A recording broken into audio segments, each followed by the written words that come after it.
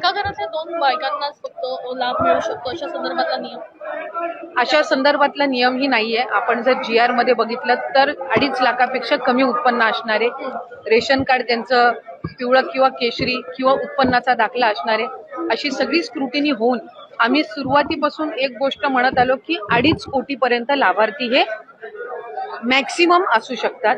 आणि त्या पद्धतीनं जर आपण बघितलं तर रजिस्ट्रेशन मध्ये सुद्धा आम्ही शेवटचं DBT 9 ऑक्टोबरला ज्यावेळेला केलं त्यावेळेला 2,34,00,000 महिलांना आम्ही DBT केलेलं होतं। म्हणजे साधारणपणे त्या आकड्याच्या आपण जवळपास आहोत। त्यामुळे त्या पद्धतीनं आपण हे केलेलं आहे। मला वाटतं मुख्यमंत्री महोदयांनी ज्यावेळेला शपथ घेतली त्या दिवशी सुद्धा पत्रकारांसोबत संवाद साधताना काही वर्तमानपत्र आणि पत्रकारांनी त्या संदर्भातली त्यांना विचारणा करण्यात आली त्यावेळेला त्यांनी हे सांगितलं की जे बजेट सेशन होईल, पुढचं बजेट सेशन होईल त्यामध्ये जे 2100चा लाभ हा महिलांना आम्ही आमच्या मॅनिफेस्टोमध्ये कबूल केलेला आहे त्या संदर्भातली जी काही योग्य ती घोषणा आहे ती केली जाईल। आता 1500चा लाभ आहे आणि जे लाभार्थी आहेत जे व्हेरीफाईड झालेले आहेत ज्यांना गेल्या महिन्यांपासून लाभ मिळत आहे त्या तर मित्रांनो, तुम्ही पाहिलंच की महिला व बालविकास मंत्री आदिती तटकरे यांनी स्पष्टपणे सांगितलं आहे की लाडकी बहीण योजना म्हणजेच की मुख्यमंत्री माझी लाडकी बहीण योजनेअंतर्गत एकाच कुटुंबातून 2 महिला अशा संदर्भातील कोणताही निर्णय झालेला नाही आहे। त्यामुळेच अनेक महिलांना एक प्रश्न पडला होता की आता आमच्या एका कुटुंबामध्ये माझी सासू आहे किंवा मी आहे किंवा माझी जाऊ आहे, आम्ही 3 जणी लाभ घेतो, मग आमच्यापैकी नक्की कोणाचे पैसे बंद केले जाणार।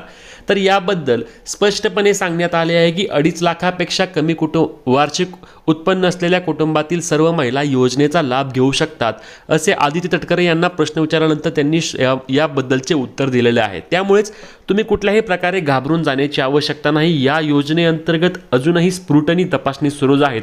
यामधूनच सरसकट सर्व खात्यांची तपासणी देखील केली जाणार नाही। ज्या ठिकाणी वाटत आहे की चुकीच्या पद्धतीने लाभ घेण्यात आलेला आहे किंवा टॅक्स भरणारे असतील अथवा 4 चाकी वाहनधारक असतील अशा जर महिला असल्या तरच त्या ठिकाणी त्यांची चौकशी करून त्यांना या योजनेचा लाभ बंद केला जाणार असल्याची माहिती मिळत आहे। ते देखील सरसकट नाही। ज्या ठिकाणी तक्रार दाखल होणार आहे त्याच महिलांबद्दल ही चौकशी केली जाणार आहे।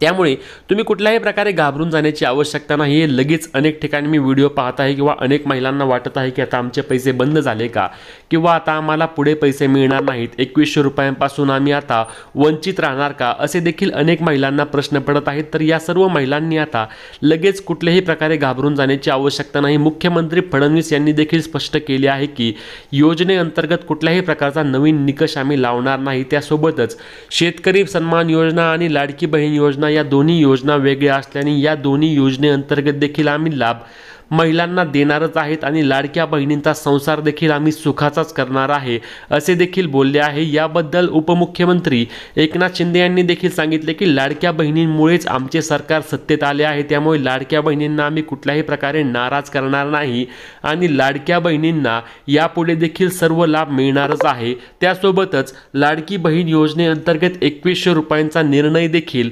लवकरात लवकर आम्ही त्या ठिकाणी घेणार आहे आणि 2100 रुपये हे अर्थ बजेट जे असतं आपलं राज्याचं बजेट हे मार्च महिन्यामध्ये मांडलं जातं आणि त्या मार्च महिन्याच्या बजेटनंतर महिलांना लाडक्या बहिणींना 2100 रुपये महिना हा देखील निर्णय घेतला जाणार आहे। त्यामुळे लाडक्या बहिणींसाठी ही आनंदाची बातमी असणार आहे आणि त्यामुळेच लाडक्या बहिणींनी आता कुठल्याही अफवांवर विश्वास न ठेवता तुम्हाला सर्व पैसे मिळणार आहेत याची खात्री करून घ्यायची आहे। त्यामुळेच ही अत्यंत महत्त्वाची व्हिडिओ शेअर करायला विसरू नका। तसेच अशाच प्रकारच्या महत्त्वाच्या माहिती व अपडेटसाठी आपल्या चॅनलला सबस्क्राईब नक्की करा आणि ही व्हिडिओ जास्तीत जास्त शेअर करा। आपला व्हॉट्सअप चॅनलची लिंक देखील डिस्क्रिप्शनमध्ये दिली आहे, तो देखील तुम्ही फॉलो करू शकता। भेटूया पुढच्या व्हिडिओमध्ये, तोपर्यंत जय महाराष्ट्र।